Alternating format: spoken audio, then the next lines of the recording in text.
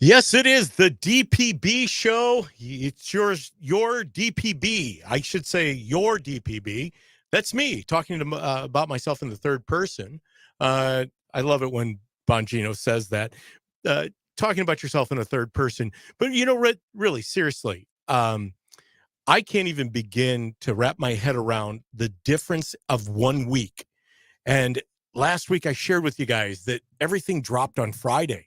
Well, this week everything started on Monday, Tuesday. I mean, it just started coming at us at such a rapid pace. We're going to try to unpack that today. First and foremost, I spent a good part of the week amongst the Republican Party and those people who have announced as Republican candidates. We're going to have Chuck Erickson on the show today. He's announced that he's running for the 88th state representative seat here in the McLean County area. It encompasses McLean, DeWitt, Piatt, and Macon. Darren Bailey is going to be joining me to basically unpack what took place today, or what took place Thursday at the Republican Day at the Fair. They have their annual Republican Day at the State Fair. They have their picnic, and it bodes the question that I came away from that particular day with, and that is, who is responsible for the Republican super minority in Springfield? And I hope to answer that and many other questions today about what transpired there. But let me get right into it.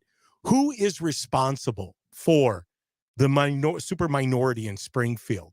Well, after I attended this year's picnic, and in the morning they have a Central States Committee meeting, breakfast, and they have an opportunity for all the county chairs to come together with those individuals who represent the Central States Committee, which is broken down by congressional district. Each congressional district in Illinois, that would be 17 of them, has a Central States Committee member.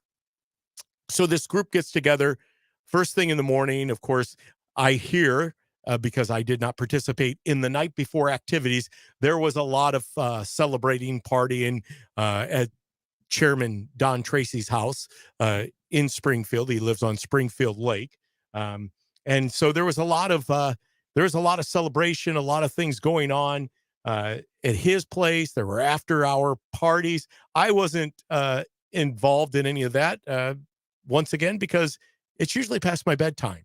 And this year, my wife and I celebrated Tuesday night her starting her first last day of school. Is that right? Did I say that correctly?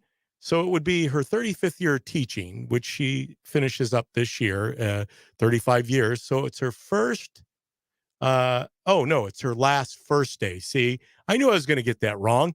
Her last first day of school, we celebrated that by attending the state fair and the REO Speedwagon concert. And man, you talk about a show. Kevin Cronin from REO Speedwagon is 72 years of age.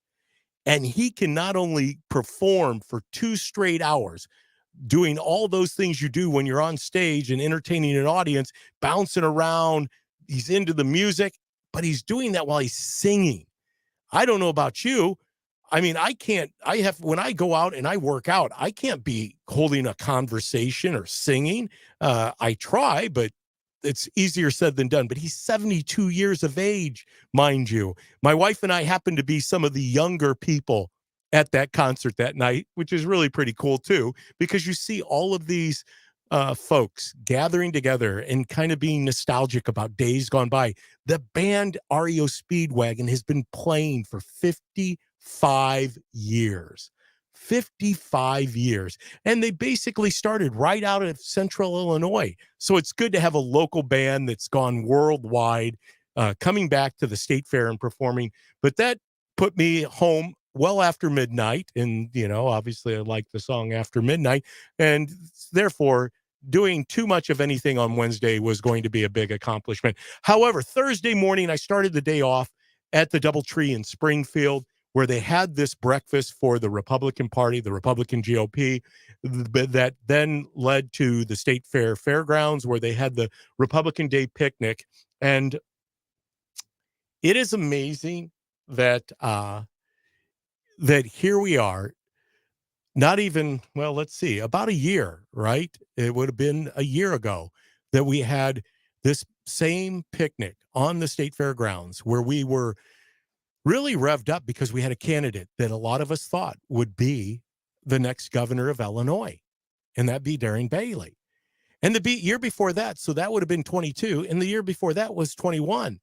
And Darren had already announced that he was running. So did Paul Schimpf and Gary Rabine, and looming in the around the picnic area that year in 2021 was Jesse Sullivan, who eventually jumped in. Richard Irvin wasn't there, and let's see, that pretty much covers everybody in that race. But you know, the the the whole temperament of the people, the what the climate, what was happening for the last 2 years was special. People are energized. People were sporting Darren Bailey Trussell for governor. Uh, it was something that we could sit and gather around and say, "Gosh, maybe, just maybe, we have a chance with Darren Bailey to take over the top position in the state of Illinois and truly do what he can do, which is to shut the machine off." No one really expected Darren to overcome the super majorities that are held in the General Assembly. But at the very least, could we push the throttle in so it wasn't idling so high and start the process of resurrecting the state of Illinois? Well, contrasting last year with this year, the Republican Party went back to the same old playbook as they had 3 years ago. Nothing really changed. In fact, I was there with a whole host of play cards that said Trump 2024, because it's no secret. I've told you, most of you that listen to me know that I'm on the Trump bandwagon. I believe that for such a time as this, Trump is the best nominee for the presidency of the United States. I'm not saying for the future. Obviously, I believe we have a very stacked bench of candidates for future elections on the bigger stage of not only U.S. Senate, but for governor races and for the presidency and U.S. Congress. But that's not right now. Trump is the guy. And I was there distributing these play cards to people that were coming into the picnic.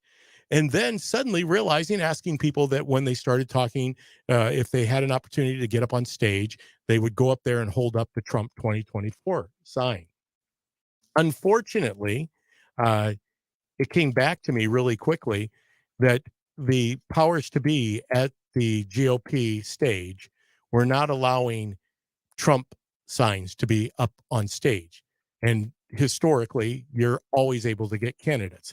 There were no other presidential candidates distributing paraphernalia, propaganda for their campaigns that day, which is another side note because Politico was there. And Politico even came up to me and asked, "Why is it that you're the only one out here distributing items or signs or anything on behalf of a presidential candidate? Why isn't there more of that?" And that's a good question. I don't know why DeSantis's people weren't there, Vivek's people weren't there, Pence's people weren't there, Nikki Haley's people weren't there, or any of the other candidates. I don't know why they weren't taking advantage of the voters of Illinois. And of course, quickly, people are saying, well, that's because these candidates somewhat overlook Illinois when it comes to the primary. They basically deem it a lost cause. And that's what I want to talk to you about real briefly.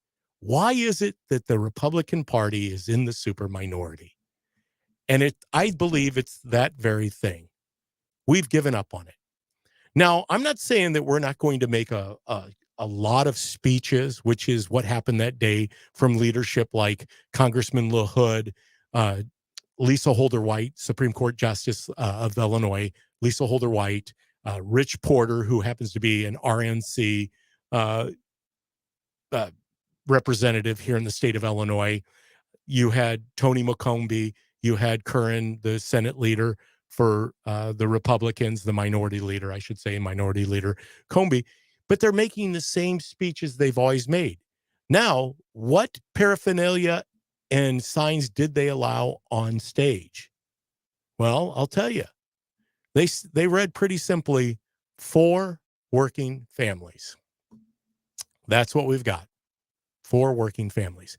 There was no discussion of the indictments of Trump. Here we have a nominee, a candidate, I should say, who is projected to be the nominee for the Republican Party under 4 indictments, and not a word is spoken by any Republican leader about the egregious craziness of what's going on a national scene. Not one word. Another thing that kind of really struck me, because once again, if you are for working families, then you should be for working families and talking about what that truly means, other than just giving lip service to for working families, because it had nothing to do with working families. It was the same old establishment playbook, as I said. And we know unequivocally, coming out of last year's gubernatorial race, not only as governor, but Attorney General Tom DeVore and the Secretary of State's race and other races across the board, is that the grassroots movement in Illinois has overcome. They have become the Republican Party. And they don't even mention that from stage of how powerful that movement is. And you saw people there that had been part of those prior years under the run-up to the governor's race with Darren Bailey. They were still there, a lot of them. And they were waiting to hear what is next. How are we going to flow off of what we had the last 2 years at this picnic? And unfortunately, they didn't hear anything. Another thing they could have, and if you're just joining us here at Cities 92.9, the news and talk of Bloomington Normal, text line is open. We are here. Studio line's open. 309-451-9299. 309-451-9299. This is the DPB show, Sundays from 1 to 3. You can also find us live on Facebook right now, YouTube, Twitter, and Rumble. We'd love to hear where you're from. Tell me, where are you listening from? Because I'm kind of curious about that. Were any of you at the picnic? Because I'd love to hear what you saw there. Because I am just blown away by this. Another thing that never was mentioned by the leadership of the Illinois GOP was the fact that Tom Fenton from Judicial Watch just settled a lawsuit on behalf of Illinois Conservative Union and my friend, your friend, Carol Davis, who has done more for election integrity than any other person in the state of Illinois. And they've settled that lawsuit, which basically gives them the right as Illinois Conservative Union to get the data, the voter data from the Illinois State Board of Elections.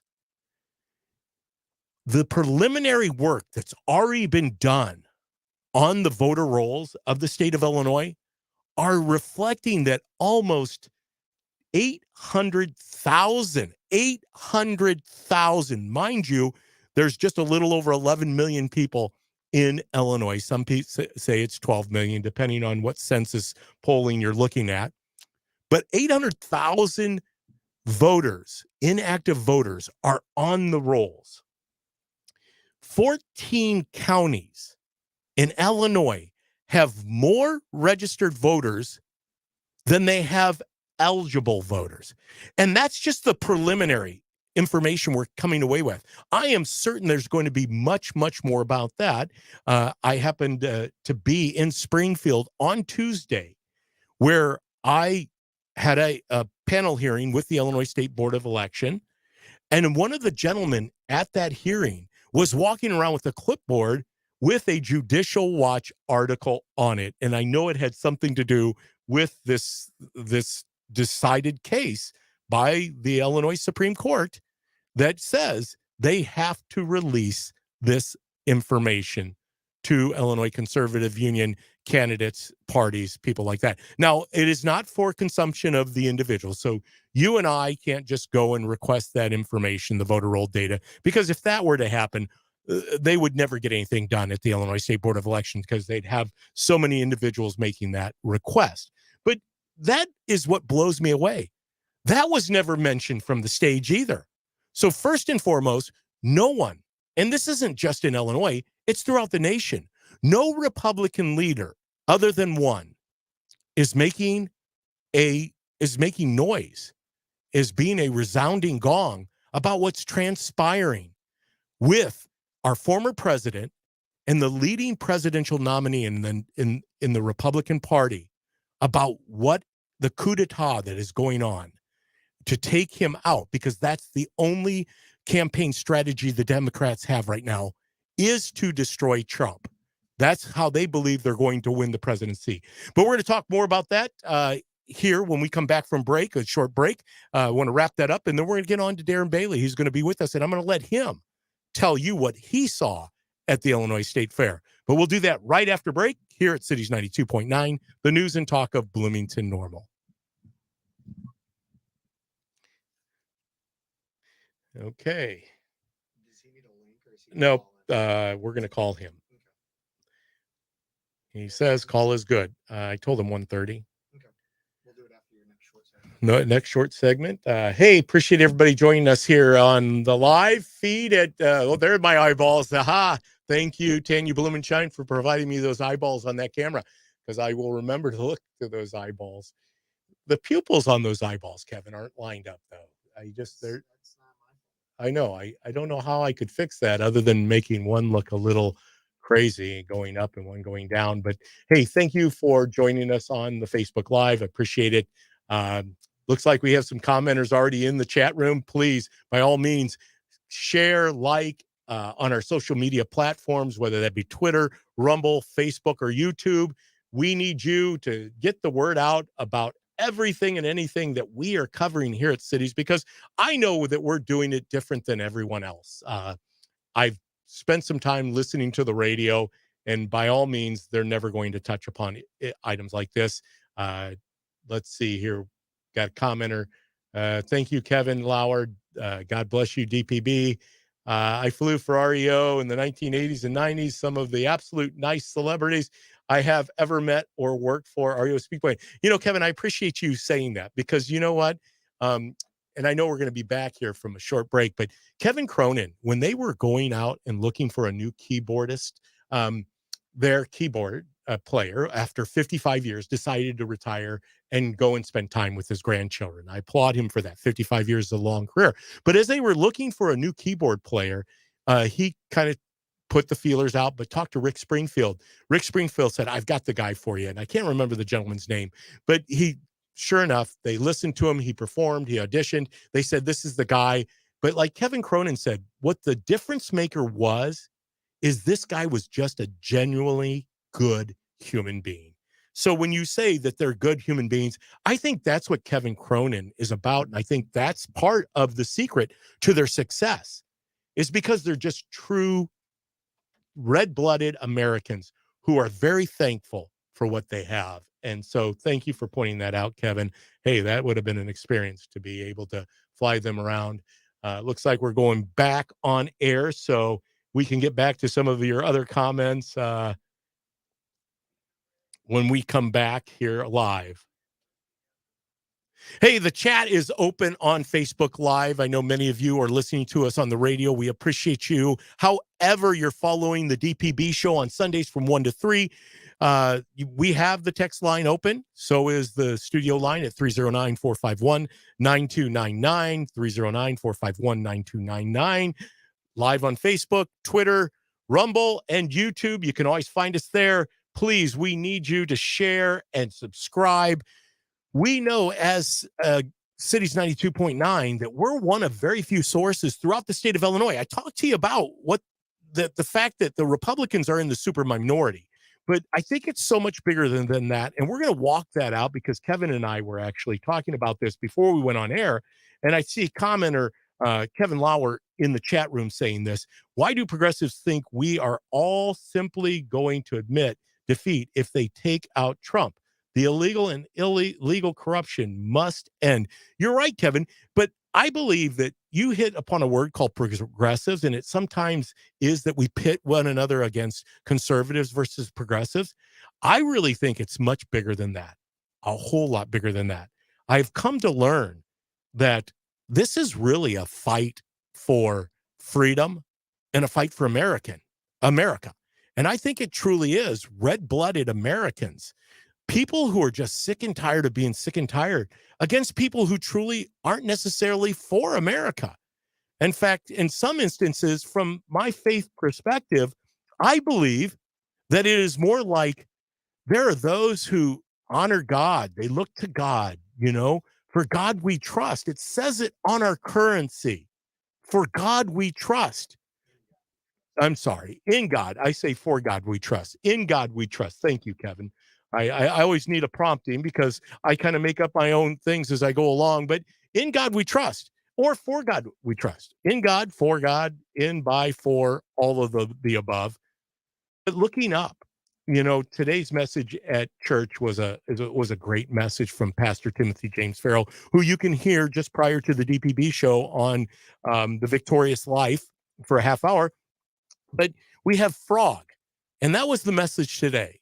Frog, and the acronym for frog is that you can fully rely on God. And isn't that something that's what distinguishes us, differentiates us from a lot of other countries? Because we say it in our pledge of allegiance, one nation under God.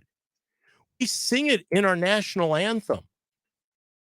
We are constantly dependent upon God. It's in our Declaration of Independence that we are endowed by our Creator being God, with rights of life, liberty, and the pursuit of happiness. It's that dependency. So, yes, Kevin, you're right. We are not going to just bow down, even if Trump were to be taken out by the radical left and their demons who are trying to seek out and ruin the soul of not only Trump, but Trump's supporters, and to demonize him and to cast doubt upon him. In fact, if anything, it's making him stronger once again, because we see through all of this. And that's getting back to the Illinois GOP state fair picnic. We see through it, guys. The establishment, that's why Trump has the support he has, is because he's taken on the establishment. And that's just not the establishment of the Democrat Party. That's the establishment of the Republican Party. It is two parties, one head, the uni party. And that's what people are sick and tired of. They're not willing to continue to go down this road. They proved that through this grassroots movement. What you're seeing is unprecedented. Trump's popularity will continue to grow. And why it continues to grow is because he is a lot like what Oliver Anthony sings about in this just blockade. I mean, this record-breaking pace that he's on with this song, Rich Men North of Richmond. People are just tired of it. They just can't believe that we've come to this point. And who's responsible for that? Once again, I said, who's responsible for the minority in the Republican Party in Illinois? Unfortunately, the answer is you and me. We are responsible because we have to do more than we've done before. We have to be louder. We have to stand up. We have to be present at all these events, whether it's school board meetings, whether it's as simple as a back to school prayer service. If ever before we needed prayer before our school year starts, that is now. We need to be praying, first and foremost, looking up to God, fully relying on God.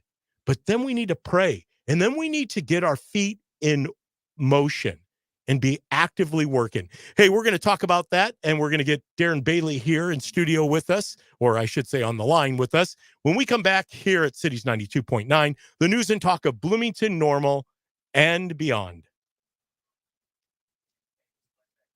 So you have his number? Yeah, Okay. All right. I have to look at the text line real quick for you and see because I'm kind of geared up today. I'm sorry. Uh,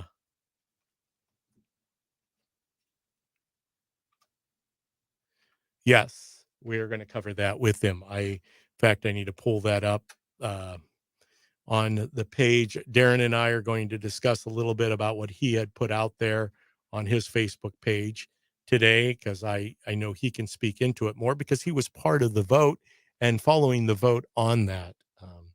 So I'm going to let him take some stabs at that. Kevin, how you doing? I will. Good, thank you. I'm doing good. So we're on our break right now. Looks like we just got about 2 minutes. I just wanted to get you on the line so that we were all ready. But I'm going to put you on hold, and DPB will bring you back on in just about 2 minutes. Awesome. You know, and Kevin, you are so right. We don't give up on the Constitution. That was refreshing to hear from Supreme Court Justice Lisa Holder White. And, you know, that's another point that really kind of rubbed me wrong, Kevin. At the Illinois GOP picnic, when Justice Lisa Holder White was introduced, Chairman Don Tracy, felt compelled to make a big deal about the fact that she is the first Black Supreme Court justice in Illinois. You know, I'm sorry. I just know her as Lisa. That's what the other side of the aisle does. They make a big deal about the color of the skin, the sexual orientation, and all of that. I don't expect that out of conservative Republicans. And now, mind you, some people would differ to see if our chair is truly a conservative Republican. You know, but I'll let him defend himself. I mean, he does that. He sends out a newsletter. But I guess if I were to say something to Chairman Tracy, we don't need to deal in identity politics. We have Lisa Holder White, Justice Lisa Holder White. She's just a good human being who's worked her tail off to raise to the level that she is. And she talks about the Constitution. She said if it wasn't for the Constitution and following the Constitution, she wouldn't be where she's at as a Supreme Court Justice of Illinois. So thank you, Kevin, for I will never give up on America, or the basis of our civil society supported by the U.S. Constitution. I don't know who Bruno Barrand is. Do you know, Kevin? Oh, okay. Well, there you go. He might have the name. That might have been the keyboard player. He probably knows these things. Kevin's a wealth of knowledge. Thank you, Kevin, for being in the chat room. And we encourage all of you to continue to like and subscribe here at Facebook, YouTube, Twitter, and Rumble. Don't forget, let's get ready to rumble at Cities 92.9, the news and talk of Bloomington Normal. And here comes Mark Levin telling us how to do that.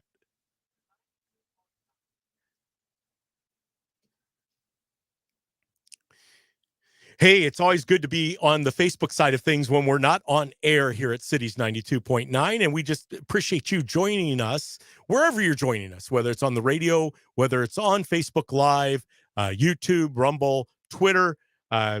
We just appreciate you taking the time on a Sunday. I know it's getting warm out there. Excessive heat. That's what they're calling it, because it used to be just it was summer and it was hot. Now they have to deem it excessive heat. I don't know about you, but I'm going to be out in the excessive heat this week. I know a lot of other people will be out working and toiling in the excessive heat. So stay hydrated at the very least. I think we've always been told that since we were very young, whether it was just a hot summer or excessive heat. Definitely drink a lot of water, take some breaks, don't overwork yourself, but keep working, because we are dependent upon you. That's the American way, working hard. Hey, as promised, I have on the line with me not only a friend, a colleague, somebody that I lean into, a spiritual mentor, but that is my good friend and candidate for the 12th Congressional District, Darren Bailey. Hey, Darren, thanks for joining us today. Well, it's an honor to be on here. Thank you so much. And it's an equal honor to be fighting for the freedom of the people of Illinois and this nation, because we have a lot to fight for. Darren, I'm just going to get right to it. You happened to be at that same picnic. I led off the show talking about the fact that we are, as Republicans in the state of Illinois, we're in a super minority. And unfortunately, after coming off of 2 great years of the Republican Day at the Fair and the Republican picnic with a lot of momentum and a lot of excitement, because we finally saw someone and we're able to kind of unite around a candidate, that being you, talking about you like you're in the third person, but that being you, and there was excitement. And unfortunately, it was like somebody totally let the air out of the ball at the Republican picnic. And I want to hear your thoughts. Something I had mentioned on the Facebook side of things when we were on break was this. I'm very disappointed in Chairman Tracy because when he introduced Judge Lisa Holder White, he had to make a big deal about the fact that she was the first Black Supreme Court justice. And I found that interesting because that's what the other side of the aisle does. They are masters of identity politics and playing that game. But overall, if you know, and I might be a little sensitive to that, and maybe that's okay that we announce that. But overall, there wasn't anything that came from the leadership on stage at the picnic that really differentiated us from days gone by 3 years ago. It was like we went right back into the same playbook. Well, David Paul, that's exactly where they want us. That's if let's make sure that we understand anymore. Conservative Christian does not equate Republican. For many, they want us. I think they even said that. Quit calling people rhinos. Quit that because it doesn't do us any good. No, if you are a Republican and you're leaning in and compromising to Democrat values, shame on you. Go run. If you're pro-life, go run as a Democrat, as you should. We need some pro-life Democrats and stand for that value, if nothing else. But it was embarrassing. I walked in late. We walked in late. I didn't see you till the end, but once we walked in the gates, and I know I didn't want to go up front because I didn't want to hear the nonsense, but people began to surround us and talk with us, and it wasn't long before one reporter came over, and then the next thing you knew, they were all over. And of course, as usual, Trump was the main source of contention because they knew full good and well that everybody that took that stage, were never Trumpers, as is most of the Illinois Republican Party. So we got problems, but here's where the hope comes from. The hope comes from the fact that this energy and this positive movement, this hope that we had for 2 years, it wasn't me, it was the people. It was the people standing up, coming together, believing in something, and fighting hard, for victory. And that's where that hope came from. That our hope and salvation is not going to come from a candidate or a person. Although that person, that candidate can be the tip of the spear. And that's what I told people many times on the campaign trail. I may have been the tip of the spear as the governor candidate. I'm the tip of the spear maybe for the 12th congressional. But if that spear is just laying without the shaft and the handle of which the people are to thrust it and make that thing work, we're useless. So it was the people. It felt like a family reunion to meet with many good friends there. And it was just, it really was, despite the failure of the Illinois Republican Party, I was excited. The crowd was way less than it had been the last 2 years, but I was really excited to see our friends from all over the state who haven't given up, who are still pressing in, and still going to work to save this state and ultimately our nation. That is a good segue, because I know I sent this earlier to you in a text message, because Pastor Timothy James Farrell, who has a program just prior to mine here at Cities 92.9 on Sundays called The Victorious Life, this morning he felt compelled because of a couple losses of life, a couple in our little church community. We had some people lose parents and grandparents, and then people losing jobs, that he needed to pull back away from his Freedom series, because he's been doing that over the month of July and month of August. And he did this FROG, which is an acronym for Fully Rely on God. And I find it interesting, Darren, because at the end of it, he put forth Psalm 20, verse 7. Some trust in chariots and some trust in horses, but we trust in the name of the Lord our God. And who is we? We, the people of God. That's where we look. We look up. And I thought it was interesting. He said, chariots equal things man has made. Horses equal things God has made. And we shouldn't depend upon either thing, things God has made or things that man has made. We can use those as resources, but not the source. And God alone we trust. In fact, I was telling Kevin earlier, and he corrected me, that it is on our currency. In God we trust. And I think that's a big part of where we've lost our direction is the Republican Party. That's what I heard at the breakfast that was held before the picnic, because it took one person finally at the end of that breakfast, Demetra, how do you say her last name? Dematra? How do you? Yes. Yeah. But she said, one of the areas we gave in to people and we should never, ever back away from it is the right to life. And how we could ever surrender to that is ridiculous, because it just opens the door and allows us to get run over again. We need to fight for it. And with that, I know that this morning you shared a post on Facebook that basically deals with the issue of right to life and how that is our abortions are being funded with money that was meant to be allocated for the roads and bridges and a whole host of other things. Could you shed some light on that? Yes. And first of all, to your point of the church waking up, we worked hard to make that happen. And it did happen to an extent, but not to the extent to elect a conservative Christian as governor in Illinois.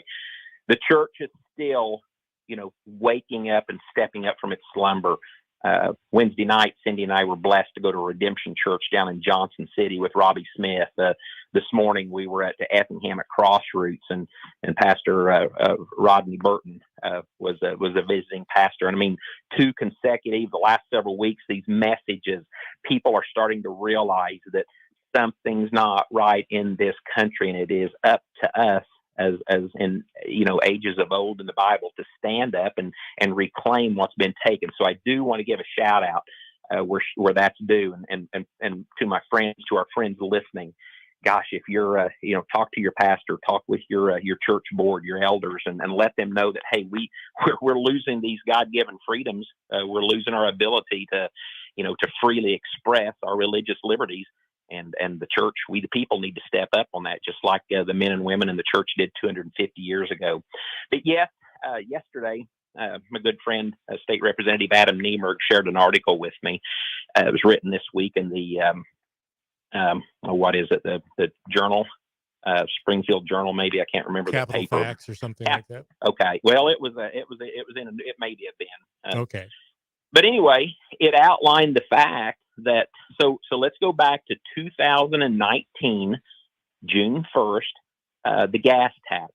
You can go to ilga.gov, ilga.gov.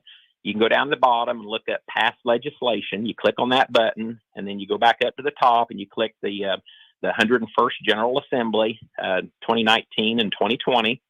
And then the bill is House Bill 62. House Bill 62. That was the gas tax bill. And we remember there were many in the House. Half of the Republicans, voted for that bill, and same thing in the Senate. And that's what put in automatic, the automatic increase of our gas tax every January 1st and every July 1st. And we thought that, we knew that yes. There's the transportation side, and we knew there was not everything was going to go to roads and bridges, but that's how it was sold. So just this past week, Governor Pritzker came out with a $5 million grant for reproductive health. That sounds great, right? Like go to the doctor and get checked up on and get taken. Reproductive health. Anytime you hear that word in Illinois, that means abortions, period. So now, he's created a $5 million grant. And then you read down on the bottom of that article, and I've got that on my Facebook page.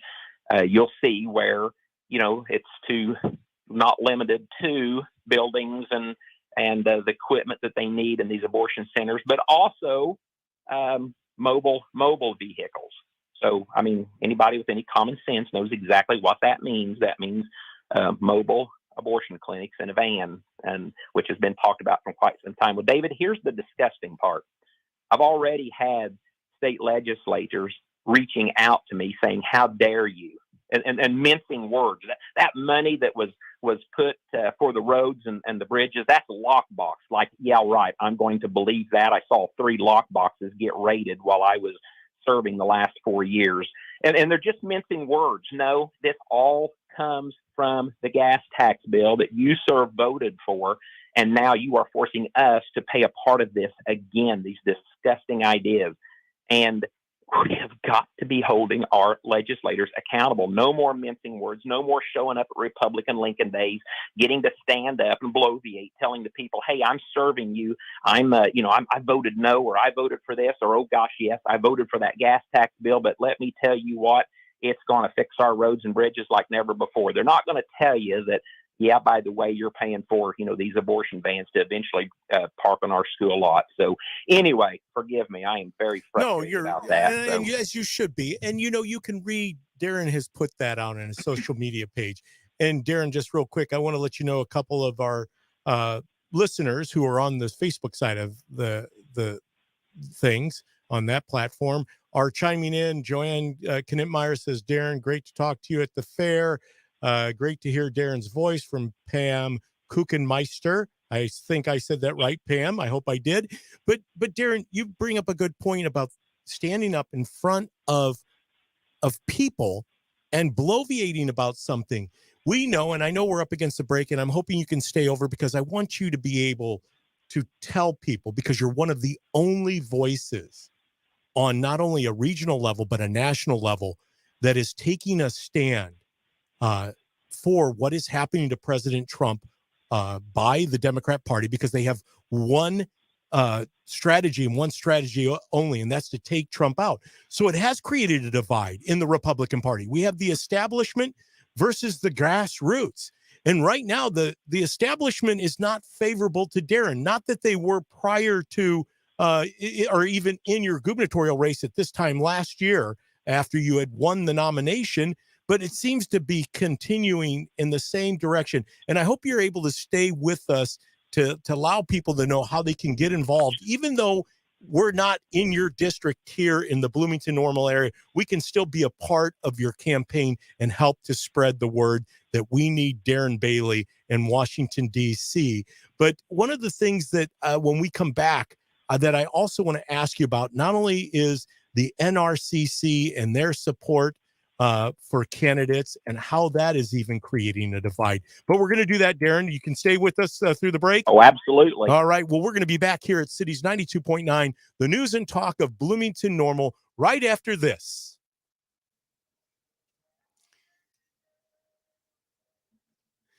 Okay. Yeah. So Darren's staying on. Darren, can you hear me? Yes. Okay, so Darren is and the audience can hear him on Facebook. Hey, okay. Wow. Well, this is happening. Man, things are advancing. This is David, beyond Paul, Darren and I trying something. to do his podcast in his office. Yeah, and I think I'm going to kind of switch the podcast up just a little bit. It's been a busy summer, and some of my guests had to cancel, and we're having trouble rescheduling. So I think on a weekly basis, when I don't have a guest to interview, I'm just going to start going on and giving people updates like this. Because I want to tell you something. The heat that I'm experiencing from the establishment for this congressional race, it dwarfs anything even that Pritzker and the Democrats threw at me in the establishment in the primary. So that tells us that we're over target. We're on the right direction because, like you said, that the NRCC and other large Republican federal organizations, they are coming at us with all guns blaring because they do not want me in D.C. Well, and I said it to you, Darren, the other day, and I just was telling Kevin, I find it very fascinating or interesting, I should say. I use the word interesting, that the people who are supporting gubernatorial candidate Richard Irvin, who we know was very well funded by Ken Griffin, are also the same people locally in the state of Illinois that are supporting Mike Boss, the gentleman that you're running against. And so I find that just fascinating. Well, this past week, I've been able to talk with the former candidate Jesse Sullivan, and then out of the blue, Mr. Paul Schimpf called me, and it was awesome because they had nothing but encouragement from what they learned during the primary, what they witnessed, and what they are now witnessing, and even maybe know behind the scenes of what's coming against me. They said, Darren, you just hang in there and keep it up because they're aware, they're seeing it. It's the exact same stuff play out, but I'm just telling you, and the people, it is on a much grander scale. And you say that, and I agree. I mean, we knew what we were up against, and Pritzker also knows what he had in his corner, and that kind of fascinates me. Or I keep using the word fascinate because it is fascinating and it is interesting. It's almost unbelievable that we now have a lawsuit that was settled up. It looks like, are we still 10 seconds? 10 seconds. We're going to be back on air here, Darren. Okay. Short segment. Yep. Okay.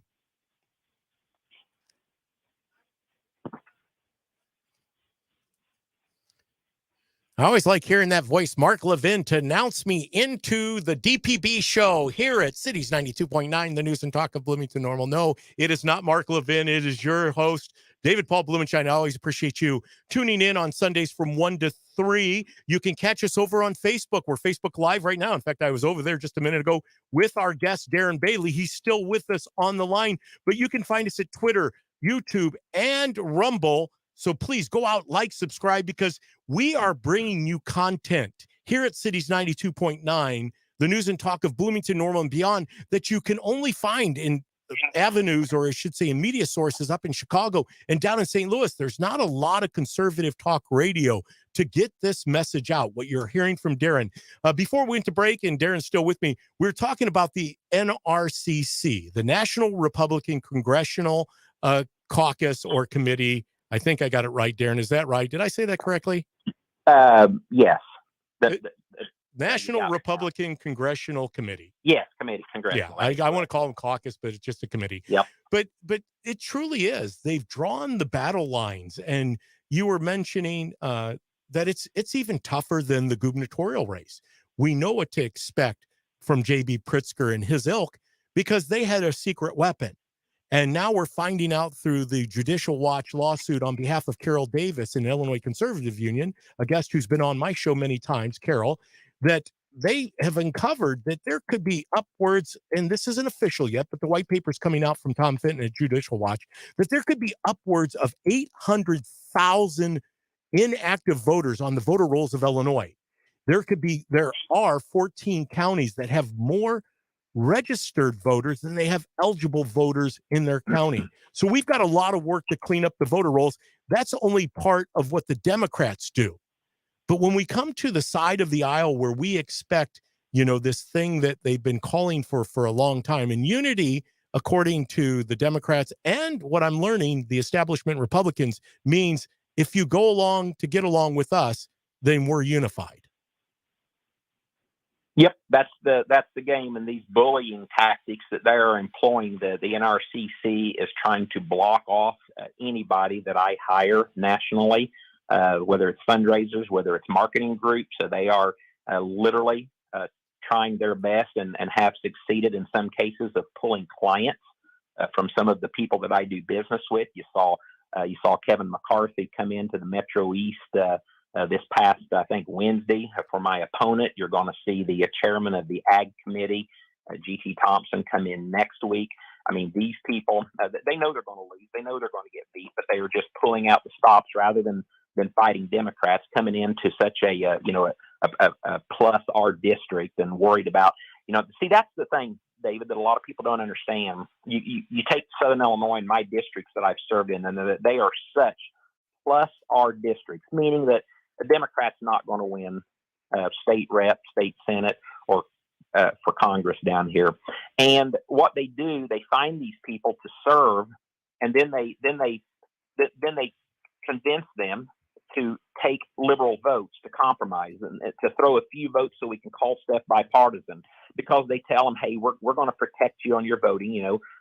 such as my opponent, who's always voted for the budgets for the last 8 years, and doesn't want to let people know that, oh, by the way, that $500 million in that budget goes to Planned Parenthood. But it's okay, 80-20. We can sacrifice 1 million abortions and babies a year to the 80-20. They don't want to tell you that. They don't want to stand up and say, you know what, I'm not voting for this, and if there's one reason I'm not voting for it, this is it. You get this out, and then we'll talk. They won't do that because, many times in a plus R district, people feel comfortable and the people go about their business and don't stay educated and informed on the process. So the biggest thing to take away from this is to make sure you're educated and informed on your candidate. Do not support statewide or national Republican associations until they get their act together. Go straight to your candidate. Support your candidate and hold that candidate accountable. That's my advice. Grassroots candidate like Darren Bailey for Congress here in Illinois in the 12th district. Darren needs you. Darren, I know that you need help along the way in this campaign because it is grassroots. You are the grassroots candidate. You've been up against the establishment in a race for state rep, for the state senate, for governor, and now for Congress. They're relentless, Darren. They don't want you as a conservative voice anywhere in government because you are a truth teller, because you base your life on faith. Darren, how can the audience, and I know I heard you say this at the state fair, and just a little segue to the state fair. Darren and I had the fortunate pleasure to walk through the grounds of the state fair after the picnic with Darren. And it wasn't a big day at the state fair, but the people that were there, they would see Darren, and man, they just would light up. Darren Bailey. Every place, he could hardly move 10 feet, and somebody wanted a photo, a selfie with him, and that's encouraging. That's happening in our state capital, that people have that kind of recognition. They know what they want. We just need more people showing up and contributing and helping us. So, Darren, how can they do that for your campaign? Well, thank you so much. Go to BaileyForIllinois.com, the exact same website as we had for Governor, BaileyForIllinois.com. Click on that. Join our movement. Be praying for us. Donate. The resources and the means by gathering money is a lot stricter and tighter federally than it is statewide.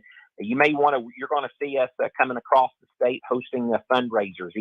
I'm pretty well stuck to the 12th congressional. I'm staying down here. I'm working hard to get elected, but from time to time, we'd love to have a little mini family reunion anywhere in the state. If you're interested in hosting a fundraiser, click on Get Involved and click on the invite button and type that information in, and my scheduler or Lisa Tigler will get a hold of you, and we'll get all that worked out. But everything is safe and secure on the donations. We need your support, and we're going to win this thing. And not only will I be representing Southern Illinois, I will indeed be representing all of Illinois in this entire nation, and we will fight to get back on moral high ground. That is our next congressman from Southern Illinois, Darren Bailey. Darren, once again, thank you. And yes, we're going to get you back up here to Bloomington Normal and see what we can do to help you take on the powers to be who want to continue to lord over us here in the state of Illinois. Thanks for joining us again today, Darren. God bless, friends. March 19th is the primary, so God bless you. March 19th is the primary. Thank you, Darren. Hey, we're going to be back here at Cities 92.9, the news and talk of Bloomington Normal, right after this.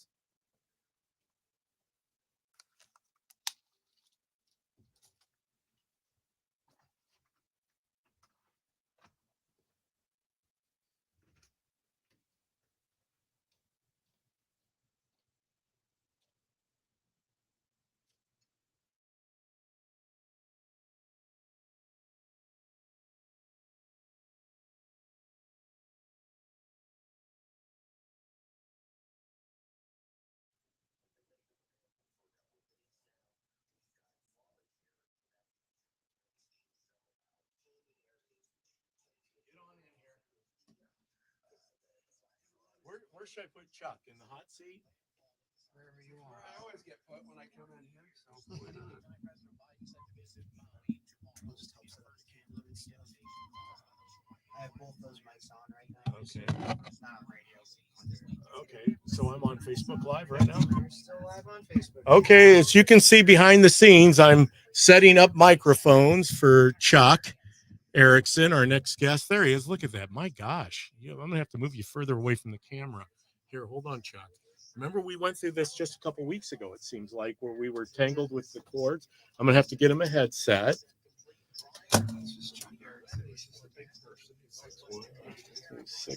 Chuck's going to give us, this is Chuck's announcement for the 88. I'm 6'3", 6'2". How much did you say you weighed? 255 pounds. Holy moly. I have no idea who did this. Who did that? I don't know, DPB. I don't know. I'm on that side of it. Like, who does that? It's like, I guess. Is it I think I'm going to blame that on Ty Smith. Probably. Ty, what are you doing? Playing? Well, I mean, I see the essence of behind it because you want to keep it, but I don't want to get Chuck all hung up there. All right, Chuck.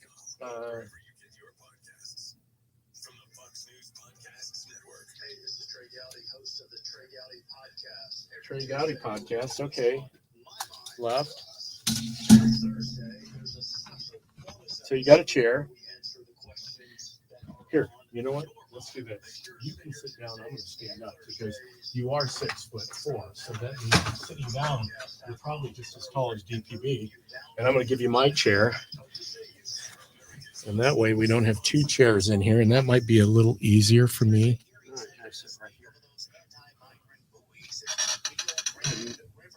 Yeah. Well, you can come closer. That's like perfect.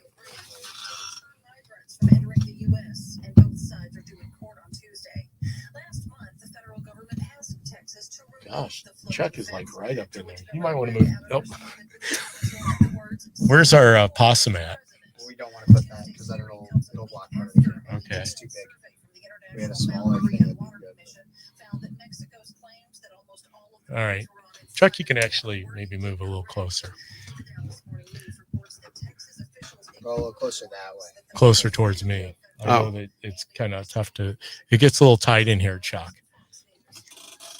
And then sit back in your chair, and then I'll push the mic forward for you. Okay. Wow. Okay. The people on Facebook have had, now that, there you go. We're going to have to expand upon the size of the studio here. The only thing is that I don't like about this setup, Chuck, is your mic is like blocking me, you know? No, I'm just kidding, Chuck. It's all good. It's just don't move. Don't move Chuck. anything. Don't move anything. Don't Chuck. even breathe. Yeah. It's going to throw it all off. You can turn a little bit. I want you to feel comfortable in here, Chuck. Are you okay? I did see some pictures on Facebook of you, Chuck, last night. Tell us about 38 Special. It's pretty good. I got to go over to my hometown, Gibson City. Not in the 88th district. Not in the 88th. Well, I mean, you know, some people do. I grew up in Gibson City, so, you know, I love going over there and talk to some. That's in the 106th, isn't it? I'm not even sure what It's district 106. that is. Jason Bunting. But yeah, Tom Bennett, that's my State Senator. hometown. Well, not my hometown anymore, but where I was born and raised, and love hanging out with those small town people. Yeah. Saw people I went to high school with, saw people I knew. A lot of people tell me they would vote for me if they were in my district. That's always good. Yeah. I mean, that works in Illinois. They don't have to be in your district to vote for you. I'm just kidding. Yeah. Just kidding. Just kidding. Yeah, you know. Even though that they're, let's not get started on Chuck. They're like, Chuck, good job. We're glad you're running. We're happy for you. Well, and you know, Chuck, that's what we were talking about, and I appreciate. Hey, Pam, thank you, Darren and Cindy. There, I'm reading some of the comments. I'm going to drop Chuck's microphone just down, tilt it up, so I don't lose sight of who I am. Not that I have to be in the camera, Chuck. I can be out of the camera, but thank you, Pam, for joining us on Facebook. Especially all of you, please click like, subscribe to our Facebook channel, Twitter, YouTube, and Rumble. And we're coming back on air. We got Chuck all situated. Chuck, if you want to put your headphones on, you can. I can hear. Am I good? Okay, I need you're them good. on? Yeah. All right.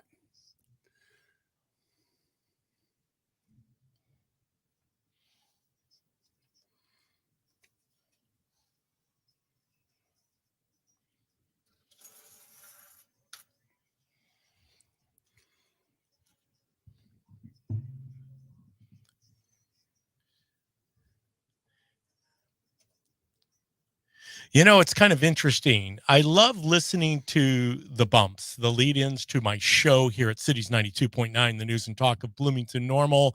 This is the DPB show. I'm David Paul Blumenshine. The studio and text line are always open at 309-451-9299, 309-451-9299. You can also join us over on Facebook Live, Rumble, Twitter, and YouTube. Please like, subscribe to those channels, those platforms. But the reason I like listening to the lead in, because it's like reassurance. It's like the before game prayer. It's to pump you up. You know, we came on the radio with the DPD show. We're about ready to celebrate our 3rd year anniversary being on the radio. And you know, it's the whole reason that I got into radio was because I ran for political office 3 times. Twice as state rep, one for the town of Normal Council. And knowing that even when I was running for state rep, I was cautioned not to use the corruption word. Isn't that fascinating? My team, individuals on my campaign, were telling me that I could not call Illinois or the process or the General Assembly or the governor or the Speaker of the House corrupt. I found that fascinating because nobody was willing to talk about the elephant in the room. Of course, I say that as a Republican candidate, but the gorilla, the 800-pound gorilla, literally sitting on the chest of you and me. Golly, that almost sounds like a Oliver Anthony song. I should kind of pen that, is the 800-pound gorilla sitting on my chest. But it's so important that we uncover what is happening. Illinois is broken. That is unequivocally, according to the Auditor General of Illinois, we are bankrupt. It doesn't work walking this thing out. We fail to address the pension issue every year since J.B. Pritzker has been in office and has signed into law the newest budget and spending plans. He won't address it. Rauner tried to, former Governor Bruce Rauner tried to hold things up and at least create a stalemate, gridlock, in signing of the budget, just because he knew that if we continued for 5 more years, we were going to be further and further into a deficit that we would not be able to get ourselves out of. With that said, now that he's heard me build it up, I heard him here on Cat's show on Friday. Was it Friday or Thursday, Chuck? Friday is Chuck Erickson. No stranger to the DPB show. Obviously, he sometimes is my wingman, and I hope to have him here for a good portion of the end of the show today because we got a lot to talk about, Chuck. Yes.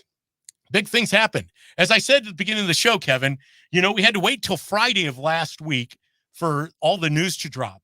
This week, it all happened almost in the Monday, Tuesday, and Wednesday, all the big announcements. In fact, Chuck, you had something to announce on Tuesday. That would have been August 15th, believe it or not. It seems like 2 weeks ago. Yes, I announced that I will be a candidate for the Republican nomination for the 88th State House District.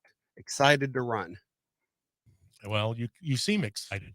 So, Chuck, tell the audience, obviously, why it is you're running, you know, what you believe needs to happen in Springfield that can not only resonate back here to the district, but what needs to happen throughout the state of Illinois. Obviously, if you're running for state representative, you're going to spend at least, I think it's 74 days in session. You're going to be addressing these issues of the budget crisis, all of the legislation that's out there.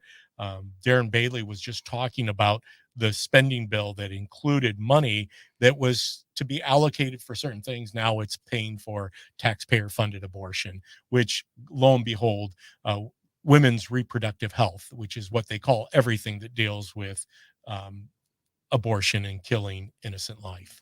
Well, the reason I'm running is I think people in the district need someone that understands them, that understands, you know, their life. I was born and raised in a small rural community called Gibson City.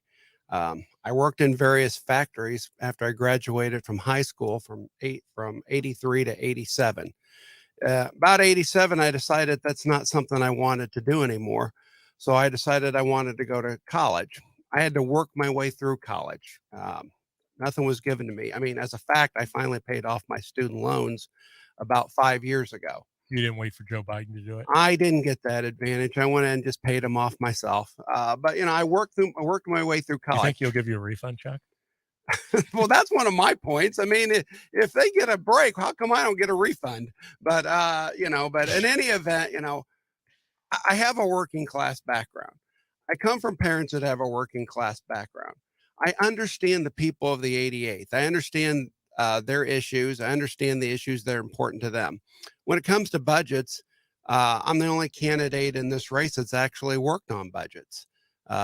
As a 12-year member of the McLean County Board, I've worked on budgets, and I've worked on trying to keep taxes low for the people of McLean County. I've worked on that. I've worked with people across the aisle on budgets, and we didn't always agree, but I've worked on those things. And that's just something that the other person in this race has a lot of experience running for office, but not much experience actually doing public service. But that's going to happen. And obviously, Chuck, this district, the 88th district, was basically one of the few districts that were remapped where there could be a potential challenger in the general election. There won't be a challenger per se. I mean, there might be somebody that gets into the race on the Democrat side of it, but they won't be a formidable opponent in the general. But here in for the primary, you are up against someone Regan Deering, who has run for Congress in the 13th congressional district just last year in November. She ran against Nikki Basinski, Yes. who is the congressperson from the 13th district. That was kind of Rodney Davis's old district. So she ran for that, turned around and ran for school board. She was successful In April of this year. In April of this year. She was successful in that run. And now here in June, she announced that she's going to run for the seat. She is supported by the current House member, Dan Calkins, who occupies that seat currently.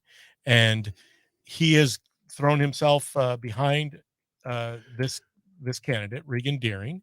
So really, this race is for that seat is just limited to March 19th. March right? 19th. Yeah. I mean, all politics is local, and I'm sure Dan had some reasons why he supported her. And I think the biggest reason is she's from Macon County, and so is Dan. I mean, I just think that's the biggest reason. Nobody disputes in this race that I'm a conservative. And I certainly have experience doing constituent services that you just don't get running for office. I mean, running for office really doesn't qualify you for a seat. It just means you've run for office. When you've done it for 12 years, you've talked to constituents, you've talked to people that even disagree with you at times, and you've had to work with the other party. And sometimes you have to oppose the things your own party wants to do. Yeah. I mean, it's like, I'm not going to agree with that. And Yeah. you've got to be a principled conservative. In my view, it's easy to sit there and say, hey, I'm the conservative in that race. But when you've never voted as one, like I have, I look at when people run, do they have a track record? I know some people don't look at that, but I don't like people who just come around and say, hey, look at me. I'm the conservative. I'm the shiny new object. Everybody vote for me. I tend to want to look at, okay, well, let's look at your record. What have you actually done? What are the things that you've actually had to vote on? And, where the rubber has had to meet the road, I've always been a conservative. There's no one questions that in this race. And I think I also have the temperament to help the people of the 88th. I understand them. I have their background. Like I said at the beginning, I've worked in various factories. I didn't come from a set of rich parents. In fact, I'm the only person in my family that has a college education. I mean, I worked for all that, and none of it was given to me. And none of me by saying that is anything said about her. It's No. just my background. Well, I mean, and- I can't change it. I'm not changing my bio Yeah. to fit somebody else's political narrative. That is my bio. And she is a Republican, and you are a firm believer in Reagan's 11th commandment, that you don't make disparaging comments about Republicans, fellow Republicans. And I don't think I have. I'm just sitting there No, saying, no. this is this is who I am. We can have disagreements, and sometimes we have to have these fights, according to Chuck Erickson. That's right. See, talking about yourself in the third person. But Chuck, just for our audience, if you're just tuning in to Cities 92.9, the news and talk of Bloomington Normal, I'm David Paul Blumenschein. This is the DPB show. In studio with me, and it is cramped in here, Chuck. When we get to break, I'm going to adjust our chairs, especially because I feel like, that movie, what was it called? Dirty Dancing. Nobody puts baby in a corner. Well, nobody puts DPB in a corner. I feel like I'm in a corner here, Chuck. Oh, when you talk to Chuck Erickson, you get put. I put you in the corner. Well, I know Kat will put you in the corner. Yeah, That our very own Kat Peterson too, yes. on the Morning Buzz and Conservative Kat. But Chuck, you had said something that I think is interesting, and I want to make sure that our audience, because I used to always look at things that they say all politics is local, and I get that, because the things that happen at the county board level, at the city council level, do directly impact how we live, our sewers, our water systems.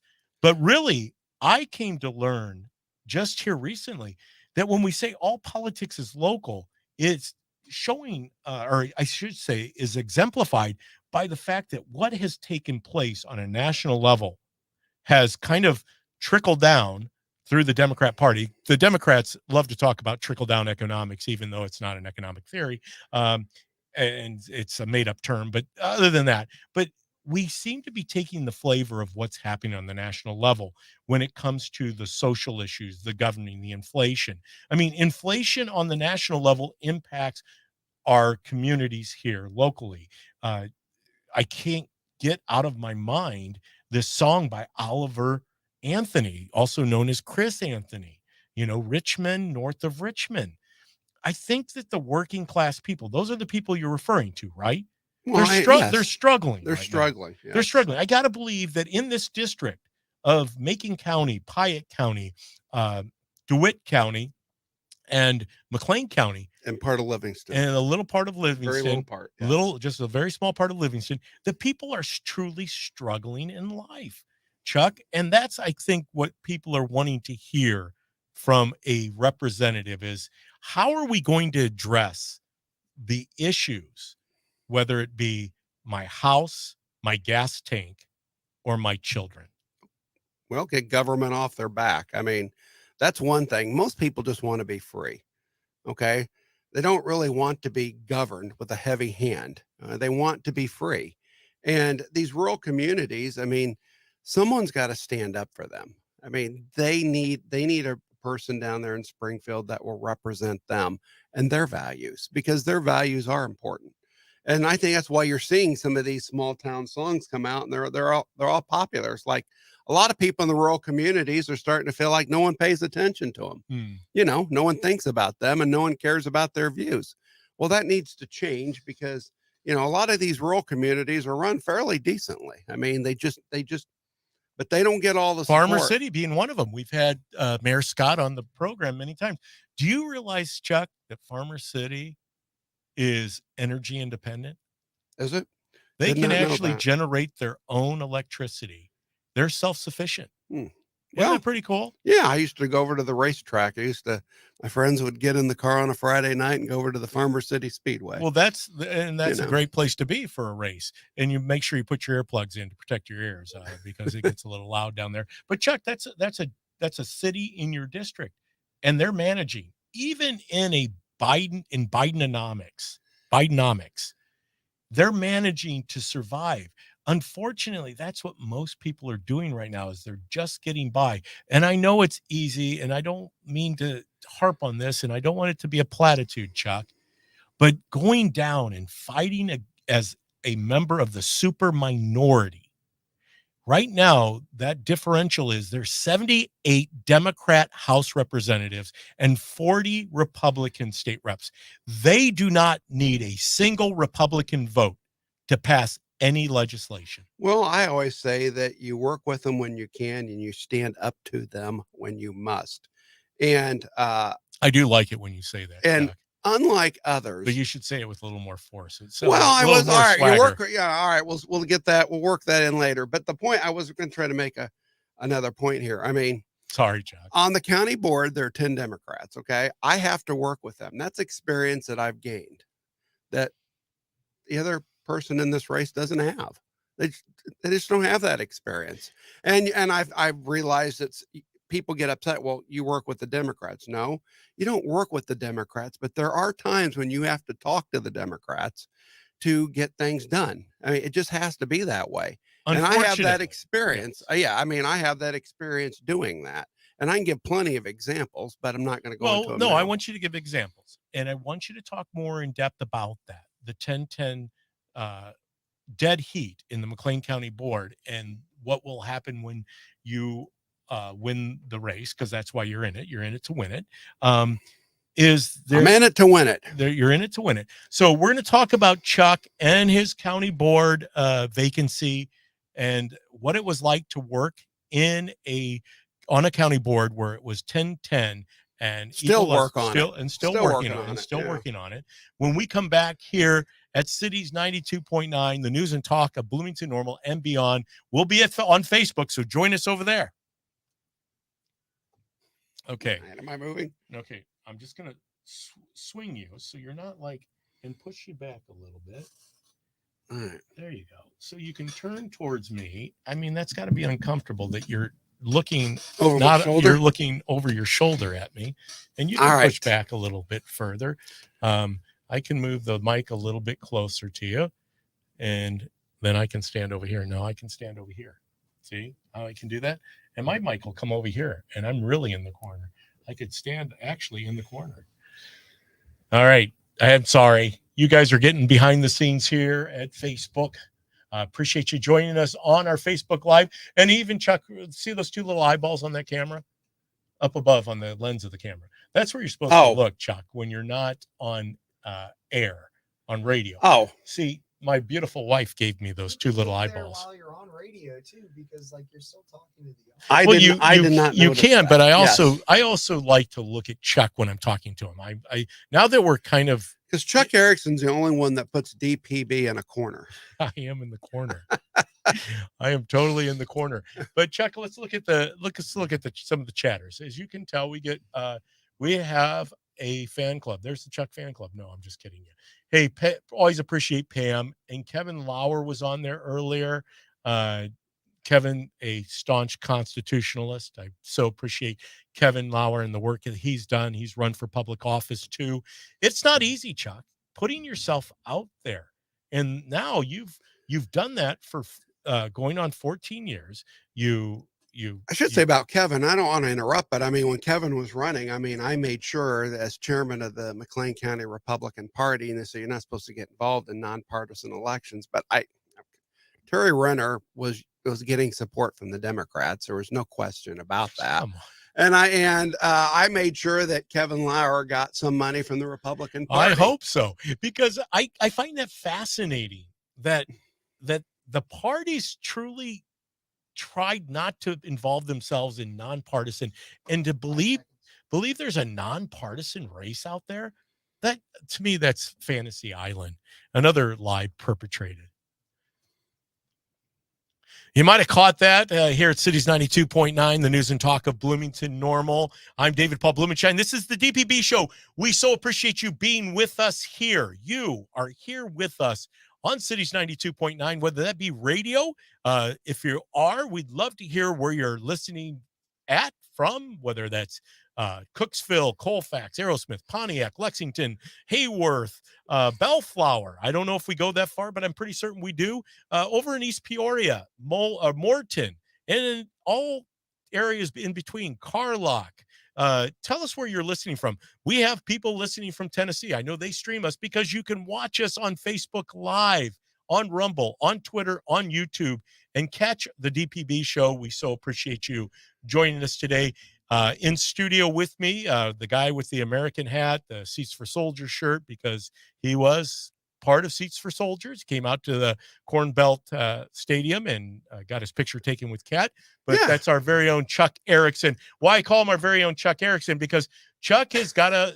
He's gonna have to put it on the shelf for a while. Cigars with Chuck, because of course, there's different laws. Once you've announced you're running for a position in office, and you're kind of somewhat of a co-host like Chuck was with Cat on the Cigars with Chuck, there's an equal time thing. So I guess I would say on the equal time thing is that my opponent has had a few spots before I even announced. Yeah. So I mean, we're not equal yet. Not okay. yet. I mean, I need to be allowed to catch up. Okay. And let's not call that equal. You're getting an hour today, Chuck. Okay. Come on, give me a break.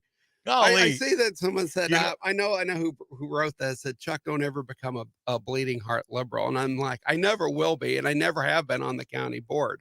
But I think the reason my county board time means so much is that, if you're not faithful in the small things, you're not going to be faithful in the big things. Yeah.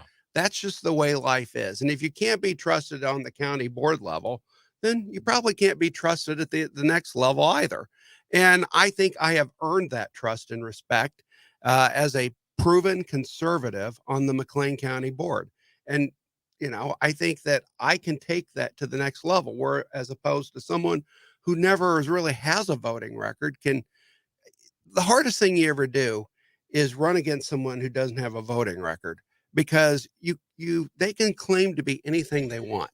They can say, I'm the most conservative person in the world. I am the new shiny object of conservatism. I'm it. There's nothing better. And you can't challenge them on it because they've never voted on anything. It makes it difficult. So I want to go back, because I told the audience we would, and we do appreciate you listening in on cities. You can always text or call into 309-451-9299. 451-9299. I said that right. 309-451-9299, or catch us over on social media. Chuck, we said that you're 10-10 on the county board right now. You still are serving out this term as a county board member, and now you're running for state representative of the 88th district. 10-10. When you joined the county board, what was that differential between Republicans and Democrats on the county board? It may have been 16-4 or 15-5. I don't remember. Yeah, I mean, I can start thinking about it. The Dems were Paul Segoviano, George Gordon. Yes. Woolrab was on there, right? Woolrab. Okay, I got 3. If you know out there in our audience, please text in or chat in. I should say chat in. I think I made that term up. Chat in on the Facebook Live. But so 15-5 or 16-4. Chuck, that's a pretty, to have that closed down, and that was during your time on the board, plus during your time as the chair. Well, as chair, we were still holding that. Yes. Okay. We didn't start to lose it till after I stepped off as chair in 2018.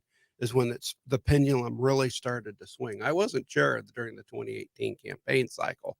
And so we started to lose it then. We lost a little bit more in 2020. And, that's where we're at. Well, I want to talk a little bit about that when we come back, because I want to talk about some of the comments that have been made by your opponent, kind of labeling you as the establishment candidate. But I also want to talk about the loss and what the climate, because there has been a definitive effort by the left, the radical left, to overtake McLean County, especially the McLean County Board. But we're going to talk about those things and many other. So when we come back here at Cities 92.9, the news and talk of Bloomington, Normal, and beyond.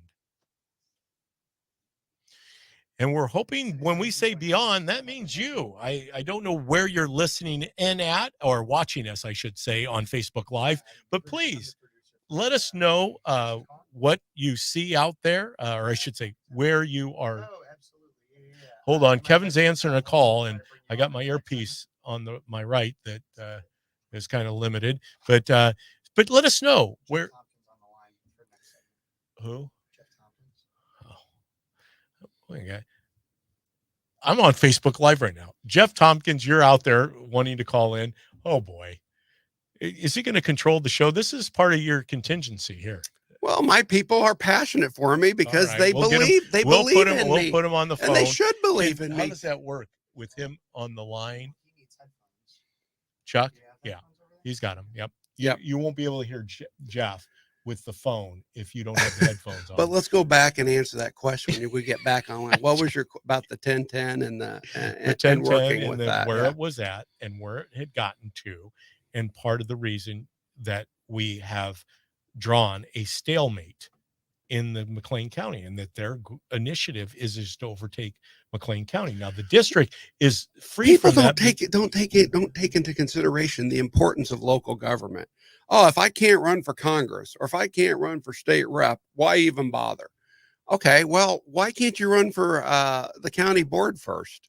Why can't you sit there and get a little experience first, or the school board let and me get a little interject. experience Let me interject first, something, and then start to move up? Well, too. let me interject something, because this was really something that Darren LaHood, Congressman LaHood, said this at the breakfast, I think, on Thursday morning. He might have said it at the picnic, but he is a precinct committeeman. Yeah. Did you know that? Yeah. Did you hear him say that? Yes. At the picnic? Well, I'll tell you right now, his stock in my eyes went up exponentially, because here he is. He holds a seat in Congress, elected to that seat, was formerly a state senator, but being a precinct committee person, you run for that, Chuck. I don't have to tell you that, but No, I don't. But I'm telling our audience that you run for precinct committeemen. You run for that. You have to get signatures to be on the ballot, and you're elected to a position under your party, whether it's Democrat, Libertarian, Republican, Green Party. I'm assuming Green Party has precinct committee people. But so running for a office, because it helps you. I would never have known what I know, I should say, right now, and continue to learn by the political process of how we do what we do for elections, how elections are handled, how party politics and process Well, yeah, are because handled. you can't ever do anything unless you win. Yeah. Okay, you have to figure out how to win, and that doesn't mean you sell your soul, because no one's asking anybody to sell their principles to win, but you do have to win. And learning the grassroots at the precinct level is the beginning of learning how to win. It is. Yeah. You gotta know. You can't. You Yeah. got to learn how to do it at that level. Yeah, and obviously it's important, once again, to be a precinct committee person. Obviously, school boards are important races, city council, county board races, state rep, state senator, Congress people, and you're right. We have somebody running for the 17th congressional district that has only been involved in politics from the nonprofit side of things, the NGOs. Well, you do learn about government that way, but boy, I'll tell you, campaigning is a whole different animal. It is. You have to learn you have to learn not only you think sometimes you have to learn how to work with the Democrats. Sometimes you have to learn how to work with the Republicans. And we're going to talk learn about how to work that angle too. I mean, because that's just as much a part of the issue as anything else you do. Headset.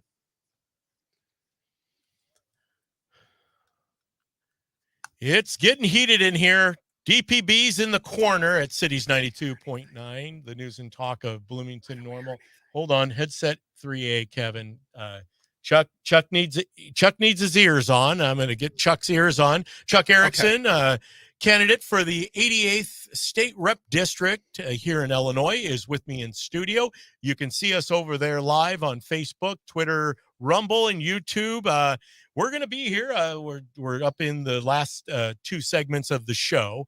I remembered this week, Kevin, that we still have two segments to go, but we have two segments. Chuck's going to stay with us. I want to give him ample time, and equal time, according to Chuck, because he's monitoring it. He's keeping track. He's noting. I don't know if I got a checklist. Noting the time that his opponent gets versus the time he has. He's going to have to take a little bit of a backseat. I don't know. Maybe he does cigars with Chuck still after the county board meetings, but then we're going to have his opponent on. See how I did that? I didn't mention her name. I can mention her name, but if we do that, just make sure we equal it out. That's all I'm asking. But Chuck, it's getting a little heated in there because you've got me in the corner over here at Cities 92. Because only I can put DPB in the corner, and you do have me in the corner. And we're talking about where things are at, obviously. And I know I didn't get to the question I had about that. Since you joined the county board, we came to this point from 16 to 4.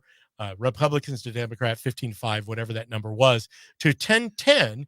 And now you're going to be leaving the county board. And I know we have a caller on the line. He happens to be a county board member, and I want to hear what he has to say, but he's also a follower, or I should say a supporter. Did I say follower? That sounds like he's a supporter. He's a supporter, not a follower of Chuck Erickson. Well, keep in mind, okay? I mean, some people have come up to me and said, well, you need to stay on the county board. And my response to that, well, why doesn't Mount Zion School Board continue to need Regan Daring?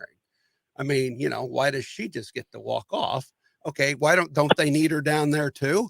Well, I think you got to hold your seat. Like, I know Scott Preston, that was a discussion between Scott Preston. Could he still be on the normal town council? No. What I'm saying is people should say, I shouldn't leave the county board. And what I'm saying is, well, then by that same token, she shouldn't leave the school board. Okay. I mean, she should stay on the school board, gain a little experience. Okay. I mean, she can't sit there and tell me that I need to stay on the county board, when in fact, every time I leave something, I always try to leave it as well off or better off than I got. You have a succession plan. And I have somebody. But I don't want you to confuse run our for audience, because you can't hold the county board seat and hold the state rep position. Right. And I'm the only person in this race that's actually given something up. I'm actually decided that I wanted to commit to the state rep position and then allow someone else to run for my county board seat. I mean, that's something that no one else is giving. Well, since this is the Chuck Erickson show, why don't you talk to the caller? Because I think you know him very well. He's another county board member. Yes. Well, you talked to him. Is he here? Is he on? Yeah, he's on. Do you not hear him? Do you have no, I can't hear him. Good afternoon, gentlemen. All right. Now can you hear him, Chuck? Yes. Chuck, I'm worried about you. A hearing test here. No, I hear him now. It's these headphones. Okay, go ahead. Go ahead. Hey, I was just driving down the highway here, and I listened to your excellent show, and I just wanted to set the record straight on something I heard just a minute ago about Mr. Erickson being perceived as the establishment candidate, and I think that's rather disingenuous, because Chuck Erickson is not the one that's taken a $6,900 donation check from billionaire Richard Uline up in Chicago.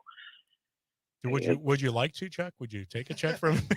Well, what's going on is, I mean, and I know this because people are telling me this. She's going around calling state senators and state reps and asking them to endorse her, while at the same time criticizing me for every endorsement that I have. Well, that's disingenuous. Okay. They call me, they tell me, and it's just like, and so don't sit there and say you don't seek that support too. You're doing it too. Jeff, are you watching us on Facebook Live? I didn't think we had covered that on air yet, that I wanted to get to. I'm listening on the radio. Oh, did I? I must have hit upon that because I'll let you get back to your show, but I just wanted to point out, if everybody's listening, that Chuck Erickson has walked the walk on the county board. As a Republican county board member on a 10-10 board, we look to Chuck for guidance more often than not. And to think that we're going to lose Chuck when he goes down to Springfield, that's not accurate. We're gaining a step up. And Chuck is always going to be available to mentor and guide and advise people. He lives right here in Bloomington. He doesn't ever lose touch with where he came from. And just wanted to make that. I need to get Jeff Tompkins on my show Jeff. more often. I need to get him in the studio. But I don't think he can put you in the corner like I can.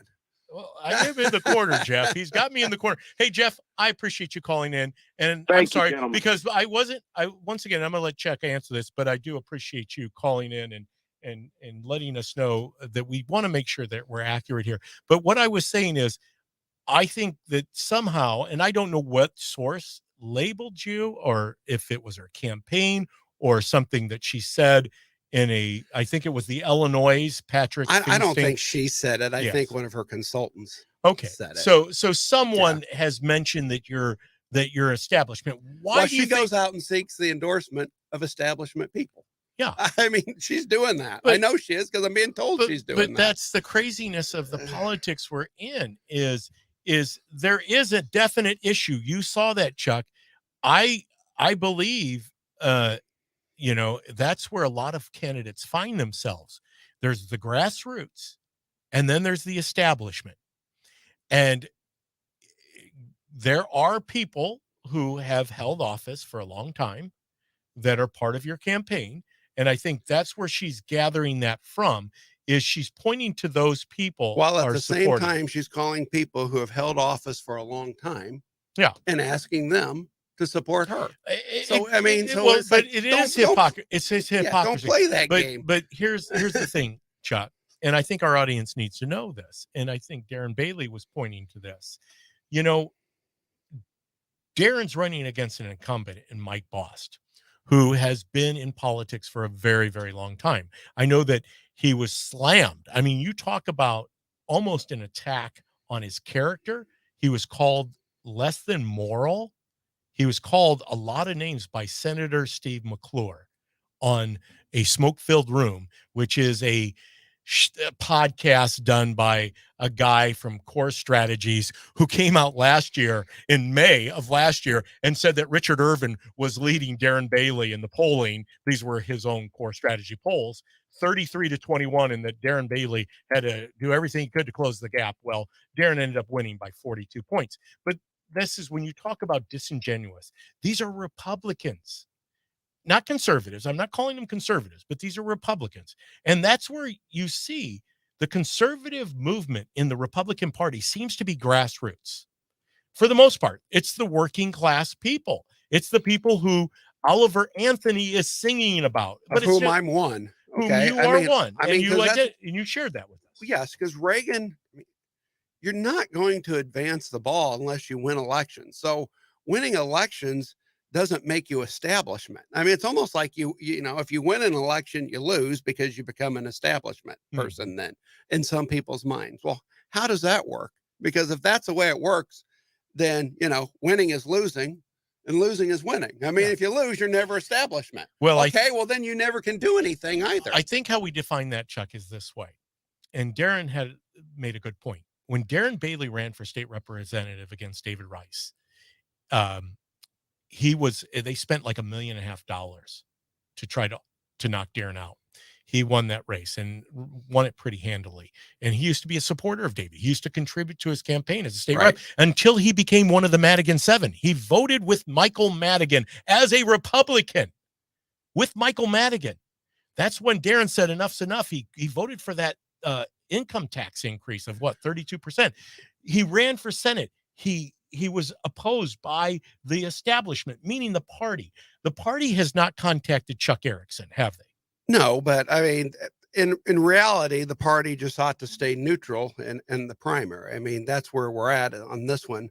But I mean, going back to tax increases on the county board, I have never voted for a tax increase. Yes. I mean, I have never seen a tax increase proposed that I thought was ever warranted. We always had the money somewhere else.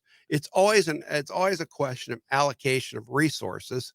And to me, let the taxpayer keep their money. Because Chuck, I've been to a Cubs game with you. I know you're a fiscal conservative. It's hard to get Chuck to buy a beer. That's not. I always go to these games. Chuck says, I got tickets. You want to come? And it cost me $300. Why don't? Okay. No, Chuck, on a serious note, though. And I think we need to look at this because you were there at the Republican picnic. I just wouldn't buy Bud Light. Come on, that was the issue. Neither one of us bought Bud Light, Chuck. Stop spreading rumors. We're gonna drink Old Style. We did drink Old Style that day, and I even drank an Old Style. But Chuck, on a serious note, and you were at the Republican picnic, and I think our audience, if you're just joining us here at Cities 92.9, the news and talk of Bloomington Normal, in studio with me, up close and personal, I'm in the corner. If you're watching us on Facebook, you see that Chuck's got me in the corner, cornered by Chuck Erickson, not Cigars with Chuck, but cornered by Chuck Erickson. Chuck Erickson is announced just last Tuesday on the 15th that he will be seeking a seat that will be vacated, an open seat by Dan Calkins in the 88th district for state representative. Big announcement. And Chuck, you were at that picnic, the Republican picnic in Springfield on Thursday. There were a couple things that weren't mentioned, and I want to get your opinion on this, and we might have to get it after the break, but not one Republican leader made mention that on a national level, we have a Republican nominee for the presidency, a candidate, I should say, not nominee, but a Republican candidate for the presidency, former President Trump, who has been indicted now 4 times because the Democrats only have one strategy going into the 2024 cycle, and that is destroy Trump. And they're doing that here 2.5 years later after he's left the office. Chuck, not one Republican leader stood up and condemned the actions that are going on across the aisle. I find that so gross that we can't even get behind, whether it be Vivek, Ron DeSantis, Mike Pence, Chris Christie, even Chris Christie. I would say he isn't deserving of the treatment that Trump is getting. Why is it that Republicans won't speak out about this blatant injustice against the former president? Well, I think what a lot of Republicans feel, and may not directly answer your question, but I think the way they feel is like, if you're going to go after Donald Trump like this, when does it come to me? Yeah. When does it come to me? Because, I mean, they're trying to keep Donald Trump quiet. When does it come to me? Because it seems to some extent the justice system is being skewed to go after political opponents. And that's not what our justice system is for. Our justice system is to be fair and impartial, not only to Republicans, but to Democrats. Yeah. Not only to conservatives, but to liberals. I mean, the justice system should be politically blind. Yeah. You know who did a good job of bringing that out at the Republican picnic was Justice Lisa Holder White. Mm-hmm. She really did. I'm looking forward to hearing more from her. She is a candidate. Obviously, she's over 41 counties. I know that you were at that evening with the picnic for our local McLean County Republican Party. Yes. And, that was another point of contention. And I know I said it earlier in the show, and it kind of bothers me, Chuck. And maybe you heard this, maybe you didn't. And maybe it's not a big deal. And DPB, just let it go. But when Chairman Tracy introduced Justice Lisa Holder White, he had to mention that she was the first Black Supreme Court justice in Illinois. I don't know how that set with you, but here's how it set with me. That's what the other side does. They always have to tell us what color your skin is, what bathroom you use, and every other virtue signaling they can do. I don't think it's becoming. Or what gender you are, or what gender you are identifying as today. Or pronouns or things like that. I mean, why is that even part of the discussion? You're human. As far as I know, we're all humans. We're all human. Unless until next week, when the breaking news will be that aliens are now running for office. But hey, we're up against the break here, Chuck. I want you to stay around because I want you to be able to tell everyone how they can get involved with your campaign, because campaigns can't survive without people. They can't. Their treasures, talent, treasure. What is it? The 3 T's? Whatever they are, you know what I'm talking about. Yes. But we'll be back here at Cities 92.9, the news and talk of Bloomington Normal, right after this. Talents, treasures, and time. Time, talent, and treasures. There we go. Time. Sorry, I made a faux pas. Time, talent, and treasures. Chuck, we are live. Don't do anything like get in the camera with your. There you go. Chuck's getting his wallet out. Chuck, no, Chuck, you don't have to pay me. Card. Oh, you're going to get your. Chuck, you can hold that up to the camera. I don't know. Can they see that QR code? It's not worth it. Yeah, they probably can't see it. Chuck, guess what? Just for you, though? Chuck, we will tell people they can go to your website. The QR code's on your website, right? Yes. All right. So time, talent, and treasures. Obviously, campaigns can't exist without it. Kevin, I don't know. We'll try to get you worked in there at the end if you want. Okay. All right. I'm making sure I got everything. Kevin's still working on his I show. started infiltrating parents groups that are for that school district that I was As a 14-year-old kid? No, I went in as like You're undercover? I just went in through my Facebook and was like, hey, who wants to talk on the radio today? Because I just want to get some angry parents from Homer Glen. You hear about that, Chuck? There's a teacher up there that's Now what's going on? up in Homer Glen, Illinois, that was hired. Apparently, it was hired despite the fact that he was fired from a previous position as an art teacher for doing an inappropriate art project with young children. I don't know what that art project is. That made him qualified for the new position. Then he gets hired to the new one. He also has posts on his social. Can the audience see you? No, not right now. Can they I hear? don't want to lay out my entire show for Can them. they hear you? No. Okay, well I then don't you're. want them yet. Then I'm You're well. Then gonna I'm hear over it for the here, next and you're 2 hours. carrying on over there. Well, let me get back to the camera then. Let me just Chuck and I show. He's got me in a corner, Chuck, and then Chuck was standing up with his massive 6'2" body. 6'1", How many? 255. Chuck, 255. It's too heavy. We're gonna have to do something about that for the I'm campaign trail. working on it. I'm Okay, what are working you on it. doing to work on I've it? lost 15 Do pounds. you know where it starts, Chuck? Where? In the kitchen. You know where it starts too is me getting up and going to the gym, which I've been Well, doing quite but frequently. exercise is only about 30%. Exercise and sleep is about 30% of it, Chuck. It's what you eat. Chuck, guess what happened yesterday? You had a lot of water. I did have a lot of water. I always tell you about the water consumption. But Chuck, I hit goal at Weight Watchers. I'm weighing in at 174.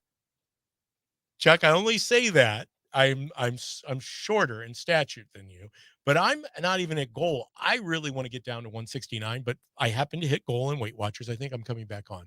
Ty Smith? 4 seconds. Okay.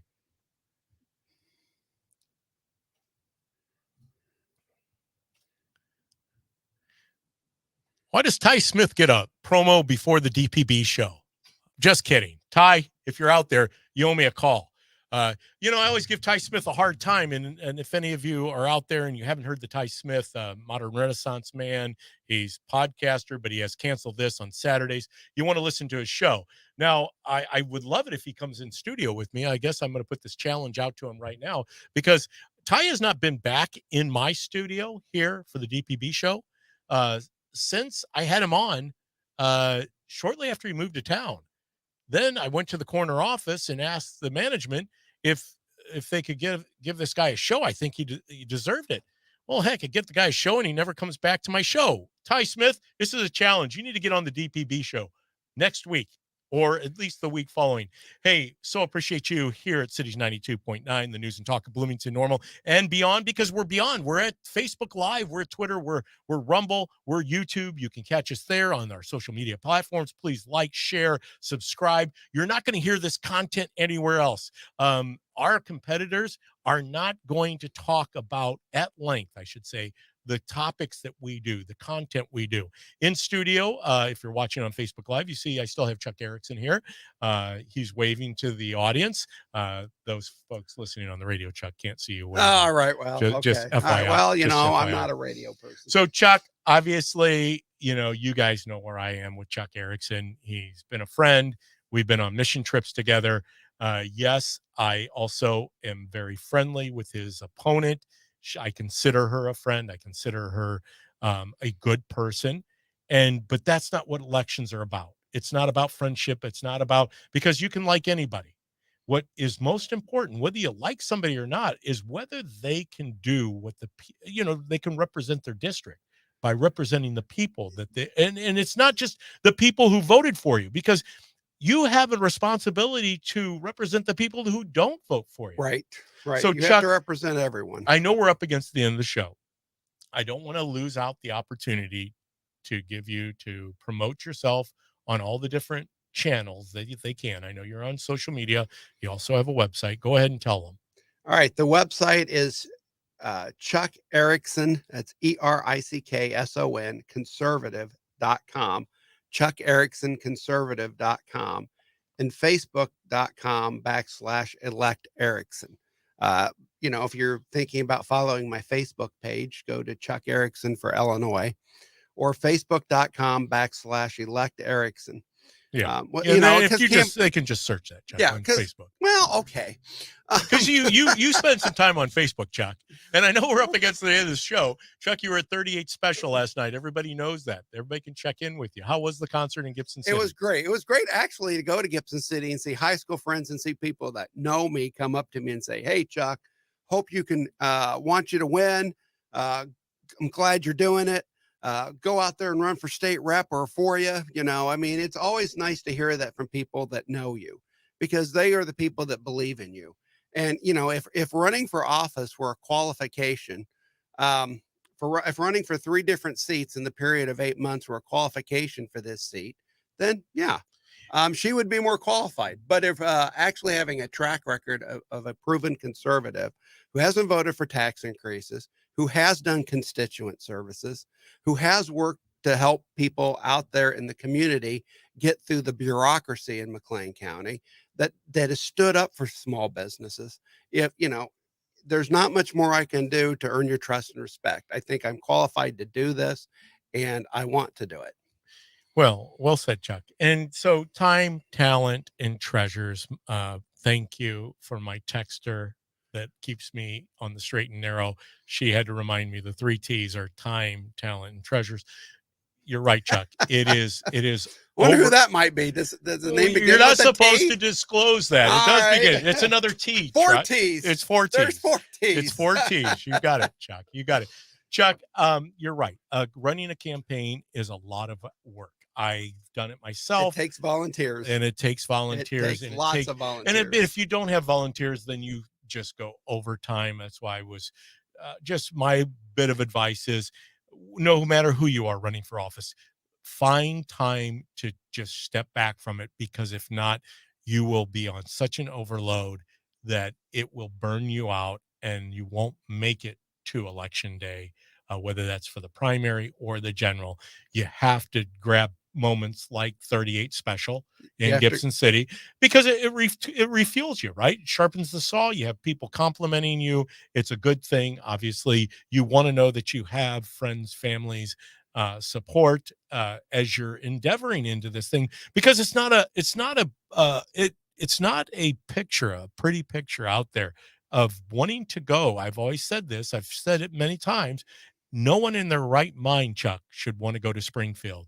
So, but thank God we have people that are willing to do right. it. But and we need people who are willing to step up and run for local government too. That's right. Because your city councils, your county boards, your school boards are important as well. And you said you had a succession plan for the county board, District 10.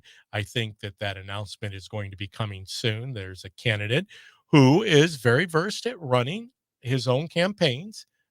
He actually ran for that position before, so I'm going to let him come in studio, and I better make sure I have at least an hour for him, because I know he might just steal the show. He might. Now, Chuck, he might put me in the corner too. Nah, no one can put you in the corner like Chuck Erickson. That's No right. one puts DPB in the corner like Chuck Erickson. All right, Chuck. So we're up against the end of the show. I know this clock is going to jump. You've already shared with people where they can get in touch with you, and how they can do that. Folks, it's so important that we realize that at the end of the day, the reason that the Republican Party is in the minority is because of us. We need to get involved in our churches, in our school systems, in our county board. We need more people. If we don't have people showing up, we're never going to overcome the deficit. Hey, once again, I always appreciate you joining us. We look forward to next week. Who knows what the news is going to be? So stay tuned here at Cities 92.9. The news and talk of Bloomington Normal. Up next is Speechless with Kevin Ferris.